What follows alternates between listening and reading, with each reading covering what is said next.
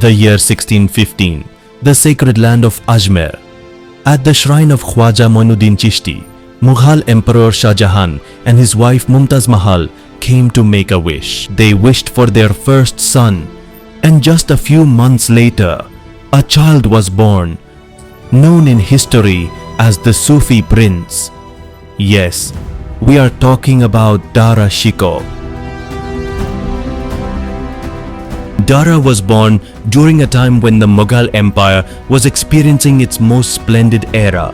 His father, Shah Jahan, who is associated with the wonder called the Taj Mahal, inherited a powerful empire.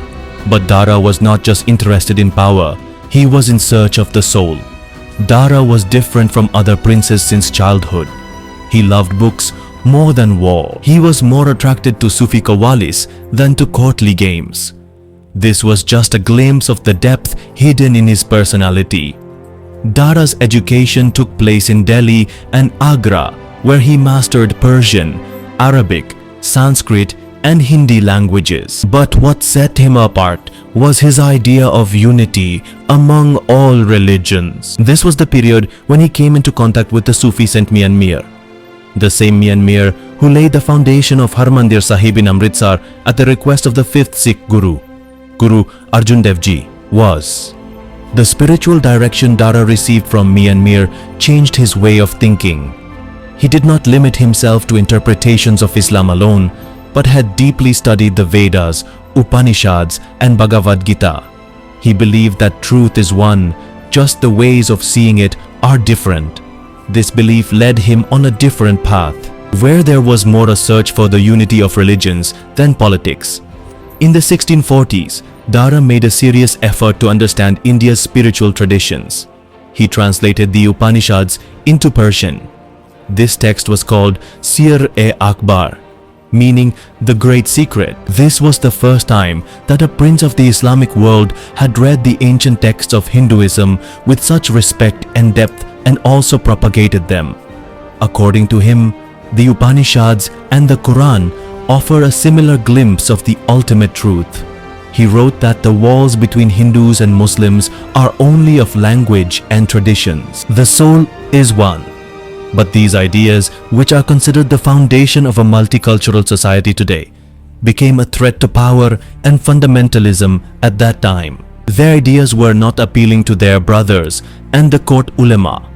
Dara Shikoh had been groomed by Shah Jahan as the heir since childhood. He was the eldest, the most educated, and also the closest to Shah Jahan. But a prince has to prove himself not only with ideas, but also with swords. In 1652, Shah Jahan sent Dara to the Kandahar front, a strategic city that the Mughals had previously lost. Dara had an army, but he lacked military experience. As a result, Kandahar could not be recaptured by the Mughals. This failure gave an opportunity to his opponents in the court, and his younger brother Aurangzeb, who was more skilled in military matters, began to make his moves in the race for power. Shah Jahan fell ill, and the empire's crown once again became a cause for conflict. Among the four brothers, the two main contenders were Dara Shikoh and Aurangzeb. Shah Jahan declared his beloved son Dara as the successor, but Aurangzeb was ready to go to any extent for power. 1658, at Samugar, a fierce battle occurred by the banks of the Yamuna River. Dara's vast army faced off against Aurangzeb's strategic intelligence. Dara had a numerically superior army, but his biggest weakness was the lack of warfare skills and undisciplined soldiers' attitude. Aurangzeb cunningly turned the tide of the battle. A false rumor was spread that Dara had fled the battle. Upon hearing this, panic spread in Dara's army and everything was over. After this defeat, Dara became an exiled prince who was once to sit on the throne of Hindustan. Now he was hiding all over the country. After the defeat at Samugar, Dara Shikoh wandered through Rajputana, Gujarat, and South India. He tried to gain support from local rulers, but all withdrew in fear of Aurangzeb. In this chaos, Dara, with his youngest son Sipahar Shikoh, were sometimes on a camel, sometimes in a boat, and at times hiding in the mountains. He had transformed into a prince who was no longer tied to power, but only concerned with the safety of his son. He, who once was the pride of Delhi, was now living like a common fakir. In 1659, his trusted companion and Afghan chieftain Malik Jiwan betrayed him. Jiwan deceived him into being arrested and presented before Aurangzeb to obtain the greatest reward for a traitor. 4. Aurangzeb brought Dara to Delhi like a criminal.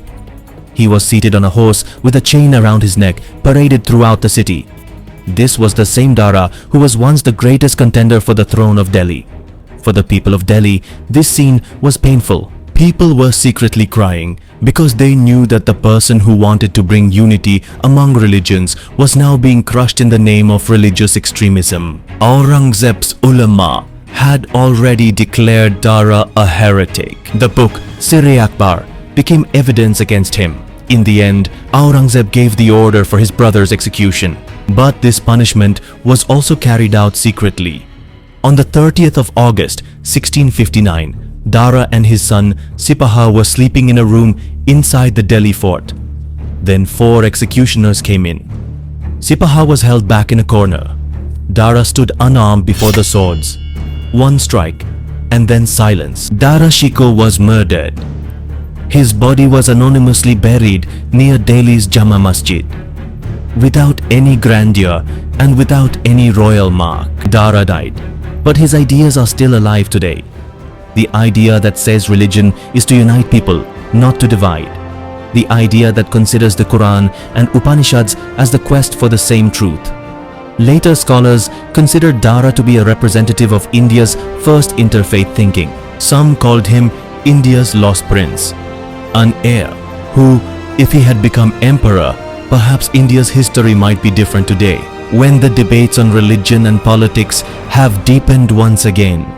Dara Shikoh's thoughts, his books, and his life remind us that humanity is above religion, friends. If you like this video, please make sure to like it. To bring forth forgotten characters of history like Dara Shikoh, do subscribe to our channel and let us know in the comments how India would have been if Dara had become the emperor.